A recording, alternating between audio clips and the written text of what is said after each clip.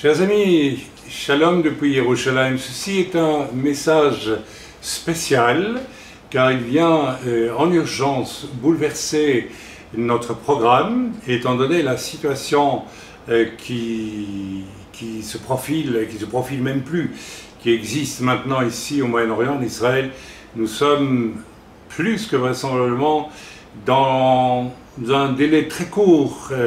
Nous sommes au pied du mur avec une guerre terrible. Je ne la souhaite pas, personne ne le souhaite, mais tout semble, n'est-ce pas, annoncer cela de façon très claire, puisque c'est chaque jour maintenant qu'il y a des tirs, que ce soit depuis Gaza, que ce soit depuis le Liban, et des représailles à partir d'Israël. Le ping-pong s'accentue et on va ce qu'on appelle communément au clash, ce qui évidemment serait une guerre terrible ici au Moyen-Orient. Avant de vous en parler, j'aimerais d'abord remercier de tout cœur tous ceux qui m'ont écrit pendant cette période de maladie, parce que je ne sais pas si demain je serai là pour, n'est-ce pas, prêcher un autre cours, ou bien dans combien de temps je pourrai le faire, puisqu'en fait c'est les cours n'est-ce pas, les cours de base biblique que je suis en train de suspendre sous une direction de Dieu, puisque le Seigneur m'a dit il faut suspendre tout ça pour le moment, il faut commencer vous ici à être particulièrement assidus dans la prière et inviter donc à la prière. Donc merci à tous ceux qui m'ont écrit tant de mails extraordinaires, vraiment j'ai reçu 2-3 choses extrêmement méchantes, comme toujours, hélas dans ces cas-là, mais une majorité de mails extrêmement bienveillants, me remerciant. Quelqu'un m'a même écrit, c'est un frère, un mail tout simple, je vous aime, je vous aime, je vous aime. Écoutez, bon ben voilà, donc merci Seigneur pour tout cela. Je suis très très reconnaissant. Merci parce que vos prières eh bien, sont en train de me conduire à ce qui est plus que certainement une guérison totale. Mes cheveux repoussent, ma moustache et ma barbe aussi, et donc dans peu de temps j'aurai de nouveau mes boucles. Grand merci à tous pour votre amitié, pour votre soutien, votre amour aussi, et soyez bénis vraiment richement en retour. Après tout, nous sommes Israéliens. Et je crois que le Seigneur a une attention particulière. Il y a un passage dans l'Écriture où le Seigneur revenant mettra d'un côté les boucs et d'un autre côté les brebis, disant voilà, vous avez aimé mon peuple, eh bien je vous mets du côté des brebis, et vous qui n'avez pas aimé mon peuple et qui l'avez même haï ou combattu, je vous place du côté des boucs. Ce sera un des jugements du Seigneur, du Messie, du Mashiach Yeshua, lors de son retour. Voilà, donc je vous l'annonce, c'est une très courte intervention que je fais par rapport à l'accoutumée. Donc nous allons suspendre sur ordre de Dieu momentanément nos cours de base. Nous les reprendrons dès que nous aurons le feu vert de Dieu. Nous entrons dans une situation particulière où le Seigneur m'a dit maintenant, jour après jour, je vais vous demander de la souplesse et je vais vous demander de garder un programme, mais de me laisser le bousculer constamment, parce que nous allons vraiment vers des temps extrêmement graves.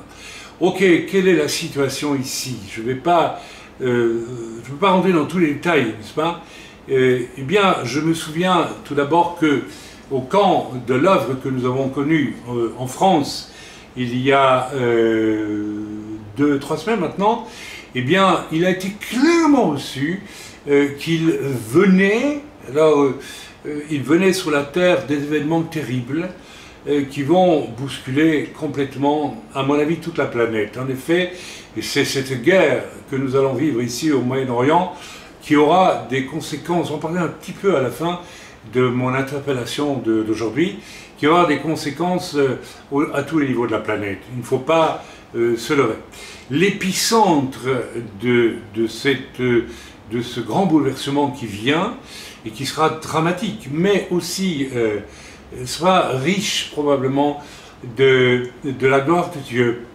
Et la gloire de Dieu n'est pas toujours et n'est jamais en réalité lorsque tout semble agréable et facile, mais je crois pour ma part à des choses absolument exceptionnelles que Dieu va activer au travers de ceux qui sont prêts et dans ces temps extrêmement bouleversants qui viennent. L'épicentre sera évidemment la guerre qui se rapproche chaque jour, n'est-ce pas, pour nous en Israël, avec le Liban, avec, n'est-ce pas, la Syrie, avec, n'est-ce pas, le Gaza, et puis l'Iran qui se trouve derrière tout cela. Vous suivez, je l'espère.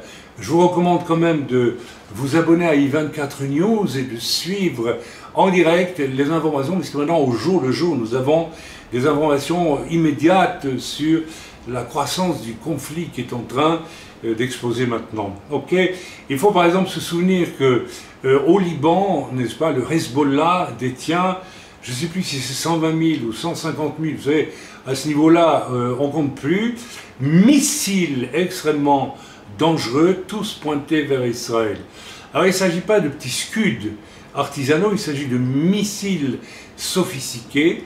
Et j'ai écouté un commentateur israélien sur i24 News, c'était hier ou avant-hier, je pense, nous expliquer que, je ne sais plus si c'est 500 ou 5000 de ces missiles, équivalent en force de destruction, n'est-ce pas, une bombe atomique. Ça ne veut pas dire que c'est comme une bombe atomique et que cela va rendre radioactif Israël, mais en puissance de destruction, de dynamite, si vous voulez, je ne sais pas comment on peut l'exprimer, ça équivaut à une bombe atomique. Alors, 150 000 missiles, si je compte rapidement, ça peut donc équivaloir à 30, l'effet, n'est-ce pas, destructeur de 30 bombes atomiques sur Israël. Alors, je ne connais pas la préparation militaire d'Israël sur ce sujet. Je suis persuadé qu'Israël a préparé militairement, avec des moyens très sophistiqués, quelque chose de préventif. Mais je ne sais pas si quelque chose de préventif de la part de l'armée israélienne peut empêcher 150 missiles, peut-être une bonne partie, mais certainement pas tous, d'arriver sur notre sol. Donc nous le savons, nous devons nous préparer à quelque chose de terrible. La riposte d'Israël devra être, si pas l'anticipation d'Israël, devra être absolument terrible aussi. Et on nous annonce que si la guerre se déclenche, et si il faut anticiper aussi, il faut répondre, c'est le Liban qui sera dévasté. Quid de la Syrie, par exemple, la prophétie qui nous dit que Damas sera rasée, sera détruite. N'est-ce pas, dans le même temps, Israël devra, n'est-ce pas, foncer dans Gaza parce que Gaza s'empressera d'accompagner le Hezbollah au nord. Enfin bon, vous voyez la situation. Et dans le même temps, il est plus que probable qu'Israël devra attaquer l'Iran grâce à des armements très sophistiqués pour essayer de détruire, je n'ai pas d'éléments, je ne sais pas qui en Israël a des éléments pour pouvoir être certain, n'est-ce pas, d'une destruction de tout l'équipement qui conduit à la bombe atomique chez les Iraniens. Vous vous rendez compte que la guerre qui vient, donc se défendre et attaquer le Liban avec ses 120 000 ou 150 000 missiles du Hezbollah, se défendre aussi de l'armée libanaise qui est sous la coupe du Hezbollah et qui va donc attaquer aussi, se défendre contre les Syriens, se défendre contre Gaza, se défendre et attaquer, et ça va être une guerre absolument terrifiante. Ok, j'aimerais vraiment, voilà, sans entrer ici dans les détails, parce que on pourrait en parler pendant les heures, c'est pas le but de mon intervention. Tout cela va coûter, mes amis, extrêmement cher, et je souhaite encore que ça n'intervienne pas. D'un point de vue humaniste, on ne peut pas le souhaiter, mais d'un point de vue spirituel, ma foi, il y a une machine prophétique, apocalyptique, il faut oser le dire, qui est en marche et qui peut l'arrêter. Vous savez, on a beau faire étalage de beaux sentiments, on en a toujours fait, ça n'empêche pas, vous savez, avant la Première Guerre mondiale, il y avait une grande force de gauche en France, ou avant la Première même, pardon, avant la Première surtout, qui était contre la Grande Guerre, que ce soit en Allemagne, que ce soit en France, les grands mouvements socialistes étaient pacifistes, n'empêche que la guerre a eu lieu. Bien, alors je ne vais pas épiloguer sur tout cela. Mon but là est de prévenir et de demander à ce que l'on commence à prier. Alors, est-ce que tout cela qui va coûter, n'est-ce pas, cher en vie humaine, peut être empêché? Je ne sais pas. Je ne suis pas là pour vous le dire. La question qu'on peut se poser, c'est après. Qu'est-ce qu'après il peut se passer? Peut-on imaginer que des millions de civils musulmans, puisqu'il y aura eu des destructions phénoménales des deux côtés, se ruent ensuite sur Israël, n'est-ce pas, armés de tout ce que vous voulez, comme on envoie leurs souhaits à Gaza. Imaginez que demain le Hamas donne l'ordre aux civils palestiniens qui viennent manifester devant la frontière. C'est bon, enfin bref, devant le barrage, n'est-ce pas, derrière lequel se trouve l'armée israélienne, et que des, je ne sais pas, 100 000 personnes, 200 000 personnes foncent, n'est-ce pas, l'armée israélienne pourra, et se décide à déchirer la clôture, on a les moyens de déchirer une clôture, et d'envahir ensuite Israël pour tuer dans les kibbutz, les moshavim, etc., etc. Que voulez-vous que l'armée fasse? Qu'elle tire et qu'elle tue peut-être même 10 000 personnes, mais il en passera quand même 90 000, et on peut imaginer le même scénario venant du... Enfin bref, nous sommes arrivés, il y a un tel niveau de haine qui a été entretenu dans la population musulmane qui entoure tout Israël, qu'on peut même se poser la question de la réaction de l'Égypte, de la réaction de la Jordanie dans tout cela. On ne sait pas, alors est-ce que nous serions alors en vue de Gog et Magog? Je ne sais pas.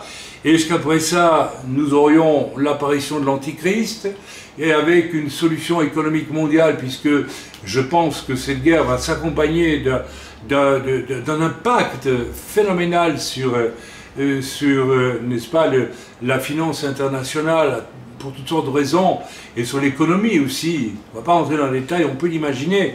L'effondrement des bourses, je ne sais pas, et bien d'autres choses. N'oublions pas, le combat possible dans le détroit d'Ormuz avec le pétrole iranien qui ne passe plus ou qui est bloqué. Enfin, imaginez la situation.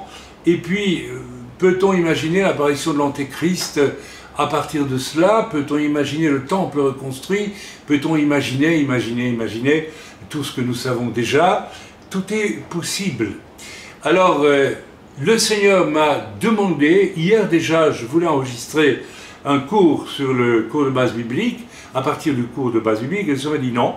Nous avons une réunion de prière pour un autre sujet, mais une réunion de prière urgente, et le Seigneur m'a montré ce matin, vous avez obtenu la victoire avec ce sujet de prière urgent. C'est tellement vrai que j'ai reçu hier un passage de l'Écriture dans un psaume, et extrêmement éloquent par rapport au sujet de prière d'hier. Et aujourd'hui, une sœur que je bénis et que j'aime beaucoup parce que c'est une personne simple. Quand je dis simple, attention, c'est pas péjoratif, c'est quelqu'un qui a vraiment découvert ce que signifie naître de nouveau et qui le vit au quotidien, qui remporte même du fruit dans l'évangélisation parce qu'elle a compris que parler d'un Dieu qui est bon et gentil ne suffit pas, mais qu'il faut annoncer Christ crucifié, et elle obtient du résultat. Et voilà qu'en priant hier, elle reçoit le même psaume que celui que j'ai reçu, et elle l'active dans la prière, ne sachant pas que nous étions en train de prier pour le même sujet hier. Mes amis, ça veut dire quoi? Je vous donne le témoignage de ça. Pourquoi? Parce que le Seigneur veut maintenant rendre partout où il trouve des enfants de Dieu décidés et prêts. Nous avons eu, j'en suis convaincu, partout sur la terre, un appel à la consécration depuis plusieurs années maintenant, Moi, en tout cas, si j'essaie de comprendre la ligne générale de mes messages depuis 3 ans maintenant, c'est un appel à un retour, à une consécration, non pas seulement parce que on doit être sûr de tout sauver, etc., mais parce que l'on doit se préparer, on devait se préparer à quelque chose d'ultime, de très spécial, de très difficile, et nous y sommes. Alors, le Seigneur demande maintenant à tous ceux qui se sont laissés préparer, et il invite les autres aussi, s'ils peuvent encore prendre le train de cette disponibilité à Dieu pour prier. Pour le moment, il faut prier beaucoup. Eh bien, l'invitation est lancée. Et nous avons décidé de nous rendre disponibles au Seigneur en laissant le Seigneur bousculer tous nos programmes, comme il le voudra, de manière à être vraiment à son écoute presque heure par heure et de prier jour et nuit s'il le faut, comme le Seigneur nous le montre. Je n'ai pas dit qu'on va nécessairement prier toutes les nuits, ni tous les jours, je ne sais pas. J'ai décidé de faire ce que le Seigneur me demande de faire. Alors, comment prier? Première question. J'ai tout de suite à l'esprit, n'est-ce pas, un serviteur de Dieu que j'ai toujours beaucoup aimé. Il s'appelle Smith Wigglesworth. Vous avez peut-être lu sa biographie, son histoire, elle est merveilleuse. Et on a demandé un jour à Smith Wigglesworth, comment priez-vous pour obtenir de tels résultats dans votre ministère? Il y avait énormément de guérisons, de miracles, etc. Et il prêchait, bien sûr, l'évangile du salut à travers la croix. Et il a dit, vous savez, je ne prie jamais plus d'un quart d'heure. Alors tout le monde a dit, ouf, un quart d'heure, c'est pas trop. Mais il a tout de suite ajouté, mais je ne reste jamais un quart d'heure sans prier. En réalité, et moi j'ai adopté cette méthode de prière parce que je n'ai rien adopté du tout, c'est simplement la méthode de prière qui existe en vous lorsque vous êtes rempli du Saint-Esprit, du roi HaKodesh. J'ai par la grâce de Dieu été béni, scellé du Saint-Esprit à ma conversion, rempli du Saint-Esprit 2 semaines après, et ce ne m'a jamais abandonné. Cette visitation de l'Esprit et cette présence du Saint-Esprit, n'est-ce pas, qui m'aide à prier le Père au nom, le Père au nom de Yeshua m'habite toujours, 24 heures sur 24, et bien sûr, comme tout un chacun, il a fallu peut-être que là où, à l'une ou l'autre occasion, je m'empresse de me mettre en ordre avec Dieu pour une petite colère ou ceci ou cela, eh bien, parce que le Saint-Esprit est quelqu'un qui veut résider en nous et il réside en nous. Bref, on va droit au but. Vous priez constamment, vous laissez l'Esprit de Dieu prier en vous et vous guidez sur, n'est-ce pas, maintenant la façon, pas la façon de prier, mais les sujets de prière. Parce que, pourquoi? Alors je ne vais pas vous énoncer une longue liste de sujets de prière, j'en ai trois qui peuvent recouvrir à peu près tous les sujets de prière, à mon sens. Mais laissez-vous porter par le roi HaKodesh, le Saint-Esprit, et avec foi, commencez à prier avec nous, mes amis, là où vous vous trouvez, qui que vous soyez. Le premier sujet, bien sûr, une protection divine pour tout Israël, de manière évidente. Je ne vais pas ajouter, même pour nous, c'est évident. Voilà, bien, même si je vais être hors d'Israël dans peu de temps, le Seigneur sait toutes choses.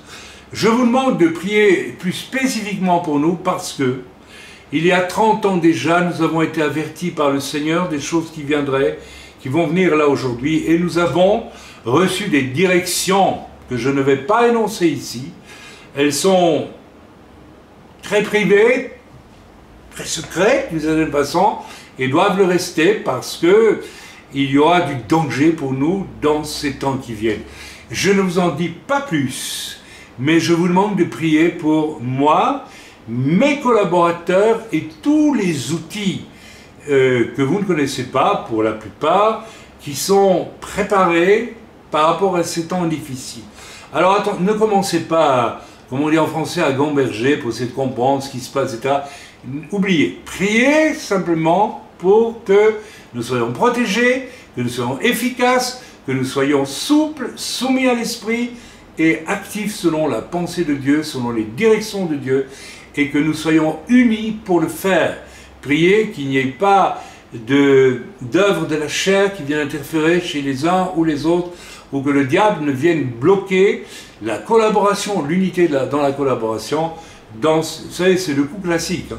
Il suffit que vienne une chose importante à faire, eh bien, vous voyez directement, n'est-ce pas, l'un ou l'autre qui, c'est comme ça, presque dans toutes les équipes, malgré que depuis des années, on tape sur le clou afin que chacun soit prêt. Et je sais que la plus grande majorité des gens dans l'œuvre chez nous, que ce soit ici, que ce soit ailleurs en Europe, puisque nous avons une assemblée, n'est-ce pas, enfin, je ne vais pas donner de détails, et même en Afrique, eh bien, beaucoup sont prêts, la plus grande majorité. Ok, le deuxième sujet pour lequel je vous demande de prier, c'est que nous ayons un zèle pour Dieu dans ce temps. Et que tous ceux qui portent le nom de messianique ou de chrétien ici en Israël aient un zèle réel pour Dieu dans ce temps, avec en priorité le salut des âmes. Voilà, c'est direct, c'est simple. Il y aurait toutes sortes, vous allez certainement lire et entendre toutes sortes de sujets de prière. Moi, je vous demande, je vous donne les grands sujets qui me paraissent prioritaires, et je vous demande de vous laisser conduire par l'Esprit qui habite en vous, si du moins il habite en vous. Amen.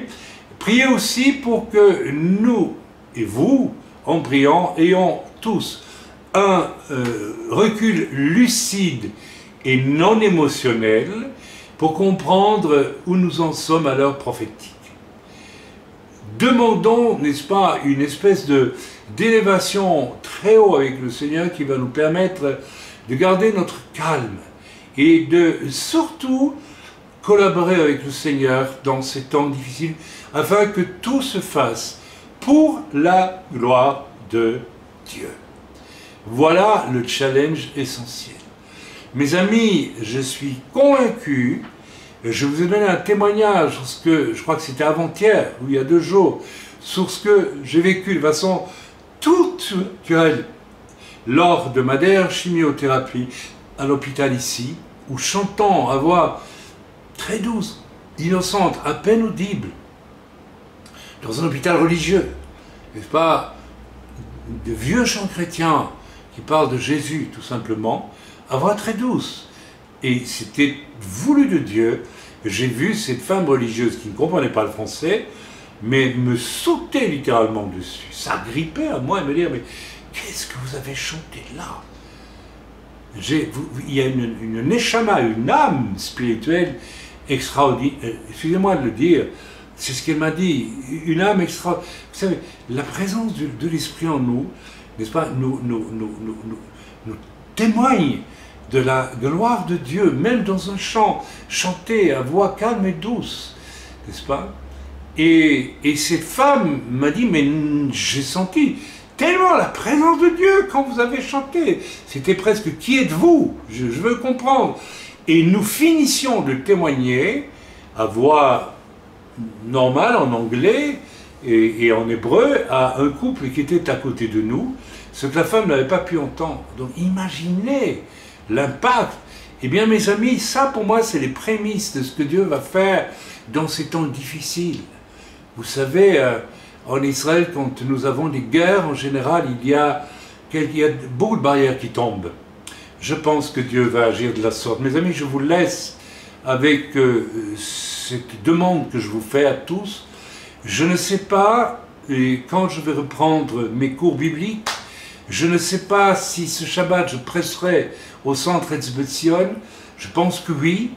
Je me remets dans les mains du Seigneur avec tous ceux qui sont ici et je demande à tous dans notre œuvre de vivre exactement la même chose et je leur demande de le faire bien sûr, non pas parce que je le leur demande, mais parce qu'ils auraient la conviction de le faire aussi. Frères d'Afrique, qui fait partie de ce que nous avons établi et formé comme ministère là-bas, avec les fruits des 2 assemblées, frères de France, frères et sœurs de France, frères et sœurs de Suisse, frères et sœurs d'Israël ici, où nous sommes peu nombreux en Israël, mais qu'importe, qu'importe. Vous savez, le réveil du pays de Galles, tout le monde sait aujourd'hui qu'il y avait 3 ou 4 femmes monté sur la croix avec Christ qui priait depuis des années, et quand l'Esprit de Dieu s'est manifesté, n'est-ce pas, les pasteurs ne prêchaient plus.